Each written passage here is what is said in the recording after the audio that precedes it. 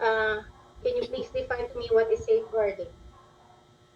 Safeguarding is living freely, free from harm and abuse. And it means that the people's choices are being heard and respected. Okay. Can you give me the types of abuse? Abuse, physical abuse, emotional, sexual, organizational, financial, cyber, and then neglect and act of omission. Can you define physical abuse?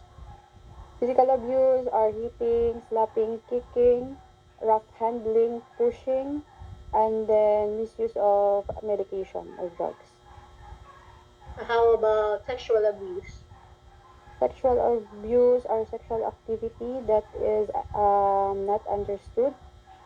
It could be indecent exposure, rape, sexual assault, or sexual act without the consent of another person. How about neglect? Neglect is when essentials such as medication, hygiene, food, heating is being withheld. Okay. How do you recognize physical abuse? For the physical abuse, first is unusual unusual markings, bruises, or injuries. No, no, no. Yeah, no. Unusual. I know.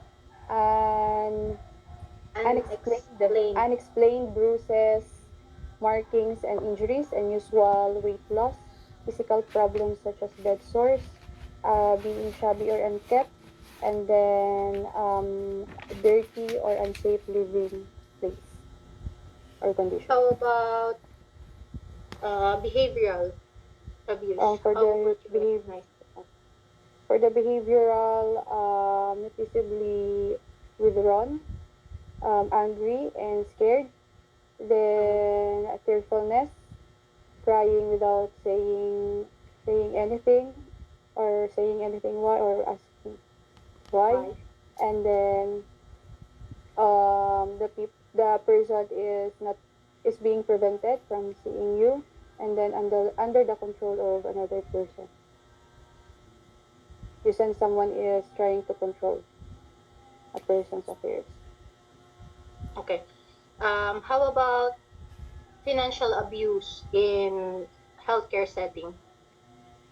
For financial abuse in the healthcare setting, the patient or the person, you see him with the same clothes and dirty clothes, cannot afford to go to the hairdresser or cannot afford massage, and her bag or his bag is always on her body, being clingy to the bag, always kept her bag on her side. Okay. Who are the vulnerable people? The eight Vulnerable. vulnerable people.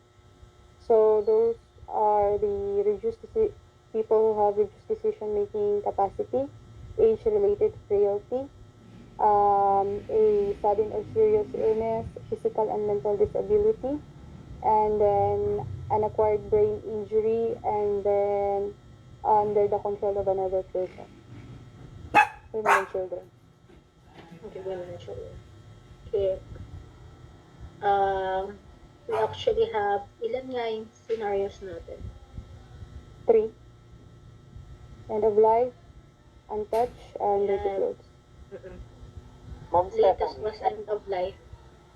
Ma'am Steph. Yes po. Hi ma'am, sorry to cut you off ma'am. I have a question po. Yung women and children po is under the control of another person. Tama po ba ako? Hindi. Iba pa siya. Women and Ah, so, children. Separate siya. So, yung separate. actually, sir, yung 7 natin is naging 8 na kasi inad nila si women and children. Mm-mm. Kasi Ah, before, kala natin si age frailty under na doon si children Women and eh. children. Separate daw siya. Sabi, as per okay po. assessment. Yung ano po, opo, yes ma'am, yung Ma'am Steph, yung high risk of serious illness from COVID-19 hindi nakasama. Kasama po yun, kasama. Hindi ko Eh nalagay. yung ano po, reduced Oo decision nga, making no, capacity kasama rin po. So, kasama. you'll have for the high risk individuals, you have your reduced uh, Decision. decision-making capacity, age frailty, women and Opo. children, I, those who have a serious or sudden illness, a mental or physical disability, someone who Uh-huh. has acquired a serious brain injury. You have the someone who is under control of another high risk. person, And then yung high risk high pa risk, pala and high risk of serious illness due to COVID from 19 and your COVID-19. women and children, of course. Ma'am, bali So, po, ano po yun? Aid po yun? Aid po. eight yun. Opo, Mm-mm, opo. Okay, eight thank siya. you. Okay. Salamat po. Okay. So, kalimutan ko yung tanong. So, what are the three laws? So the three laws are the money, medication, and liberty. Hello? Yes. So, Sorry. tell me about money. So money, it is against the law to use another person's account without their, or money without their consent. How about Expound ko pa? Hindi na. huh? Okay na Medication. yun. So for the medication, the prescribed medication or changes in medication should be only carried out by the medical prescriber. Liberty. Liberty, it is against the law to lock a person in a room or strap them in the bed. Okay. So, for the case, we have end of life, we have food Dirty untouched, clothes. and dirty clothes. Okay. Yung last ba is Dirty okay, clothes. end of life, Dirty clothes. Ang dirty last. clothes. Last, Yun yung okay, latest so, ata, Ma'am Steph? dirty clothes daw. Oo. Yun yung Saturday and Sunday. Dirty clothes na. I think umiikot sila kasi previously it was food untouched and then end of life. Mhm. Tapos ngayon is latest is your dirty clothes. Oh, dirty clothes kami ng last week. Okay, let's try food untouched. Okay. Okay. So I will be acting as one of the relative of the patient, and I will be calling Okay. talaga. I will be calling to complain. Okay. So ring ring. Hello? Good morning. Yes, hello. Hello? Good morning. Yeah. May I speak to your senior nurse, please? I would like to complain. Oh, I'm so sorry about that. By the way, I am Karen, one of the staff nurse in duty. Can I know your name first? And then your... Yeah. I'm Stephanie. I'm the daughter of Mrs. Brown. Miss And Brown. yeah, I was just I just visited my mother and I saw the kitchen staff taking the food and I've noticed that it was untouched. And I Oh, think my mother hasn't taken anything. So how did this happen, nurse? oh, I do apologize for what happened to your mother. For that, I will immediately call the kitchen staff to provide a new set of meals for your mother, and I will personally and immediately assist your mother for her meal time. So I am really sorry for the inconvenience that we have caused, and for this event not to happen again, I'll make sure to talk to your mother about her food preferences if she doesn't like the food, so that we can collaborate it with the kitchen staff as well as the dietitian for her proper meal. Also, I can provide foods. I can call the kitchen staff to use food seasoning, and then provide ample time when eating. Would that be okay for you? Are you satisfied with my Yeah, but how will intervention? I know that this will not happen again, nurse? I'm really worried Oh, for my mother. yes. I'm Yeah, going to. I noticed that she's losing weight. I think she hasn't been eating for a few days now or maybe weeks now. Okay, I understand where you're coming from, and if I were in your situation, I too would be upset. For that, I going to make a care plan to include everything, also the management of the weight, about her nutrition status, so that I can hand over it into the incoming shift and they will be aware about this situation. And also, I'm going to make an incident report for this so that I can relay it into the other staff, so that they can be aware also this for this situation. And from time to time, I'm going to check your mother if she was able to finish her meal at least half full or at least full. And then, regarding her weight loss, I have said I'm going to include it in her care plan. I'm going to provide a food chart to her bed so that the carer will update it from time to time. And I will provide also, and I will assign a carer for her. I will instruct a carer and assign a carer for her every meal time. Okay? How does it sound to you, And Miss Steph? I don't know. Can I talk to your line manager? I would like to speak to your line manager about this. Oh, all right. As of the moment, my our line manager is at the meeting. Can I get your number so that I can book you an appointment?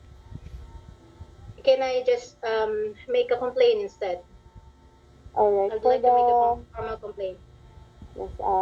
For the file complaint, I will be giving you a form. You can come to the ward if you have time, so that I can teach you on how to fill it out. And once you have filled it out, you can send it.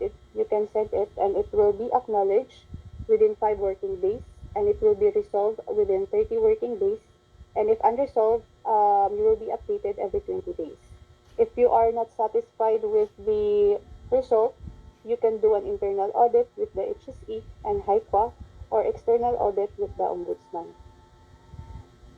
Okay. Thank you so much. Okay. You can call us anytime if you still have any concern, and we are very glad that you have brought this up, as this may improve our quality of care, not just to your mother and to the other residents, our other patients. Thank you so much. Okay. Do your Thank- charting. Charting. Charting, my gosh. Ang hirap ng-charting, no? Uh, but just don't forget the name of the Yes. NOK. Yeah. And the You'll need patient, no? to, yeah. Uh, for the patient kasi ilalagay mo talaga yung name ng patient sa taas ng form. Okay. Mm. So you need to, if in case naman nakalimutan mo, you can ask the The assessor. assessor. Yes. Mm-hmm. Assessor, I'm so sorry. May I ask the NOK's name again? Yan. Okay lang yun. Nice, nice. Ah, You can add Rumble. also uh for food, for this one, you can say I will coordinate with the kitchen staff and For the refer food to the nurses preferences. if the patient is not consuming 50% of, Okay. yeah, the Food. patient's meal. Mm-hmm. Kasi mahirap mag-promise na ikaw mismo or carer mismo ang magsasabi. So, kitchen Ang staff kasi mostly sila ang yung makakaparte kumukuha. niyan is yung kitchen staff na magte-take ng Food. tray. So safest way is to say you will coordinate with the kitchen staff and Okay. regarding dun sa consumption. So nice, pwede na. Galing. Ah, sana hindi lang Mm. magalit si assessor. Pero actually, uh, mas magiging chatty si assessor, Assessor. Oo nga. si patient, mas madami siyang masasabi. So make sure to listen kung ano yung una niyang i-complain, yun yung una mong bibigyan ng solution. Mm-hmm. Mm, Short term yun lang. muna, short term. Mm-mm. Yun yung una mong bibigyan ng solution. Otherwise, the assessor will tell you, you're not listening to me. No, you're not listening to me. Kapag nagsalita ka lang nagsalita and then nag-offer ka lang na nag-offer ng solution ng hindi mo ina-address kung ano yung talagang sinasabi. But it's good na alam mo yung interventions, yung pwede mong i-offer na solution sa Kaya, NOK. nag-rumble-rumble na nga. Okay lang. It's fine. So, ayun. So, there you go for safeguarding. Any questions po sa ating madlang people?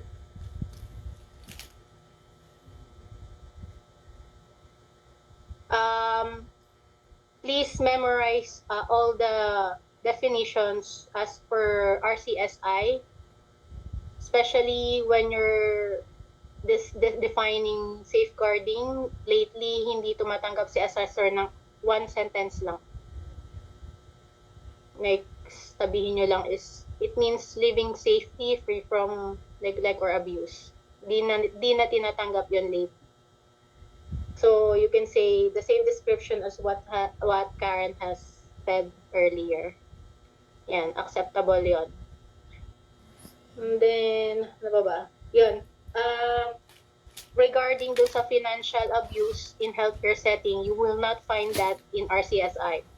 Additionally, ani assessors for the past weeks na kumuha ng exam, ang unang hinihingi niyang sagot doon is wearing the same clothes or old clothes. And then, hinanap niya si not able to afford hairdresser. And then, not able to afford massage.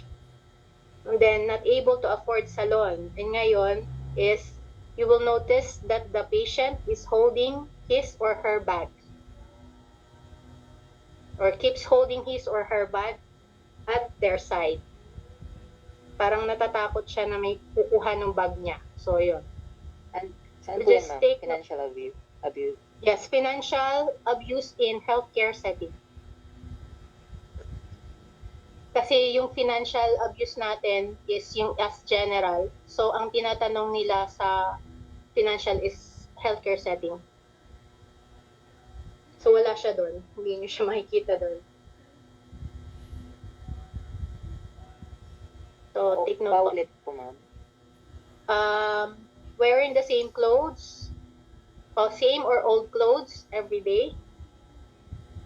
Not able to afford the hairdresser or salon or massage.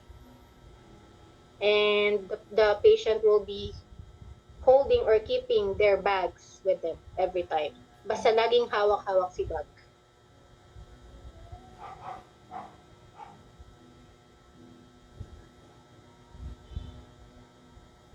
So, ayan po. Questions pa po? Steph? Ma'am Steph? Yes po. Yes po. Ma'am, yung tatlo pong sinabi nyo kanina, yung sa wearing the same clothes, cannot afford salon, and always carrying her bag on her side. Under saan po yun? Sa physical? Sa physical po ba? Financial abuse in healthcare setting. Healthcare. Financial abuse in healthcare setting. Okay. Mm-mm. Thank you po.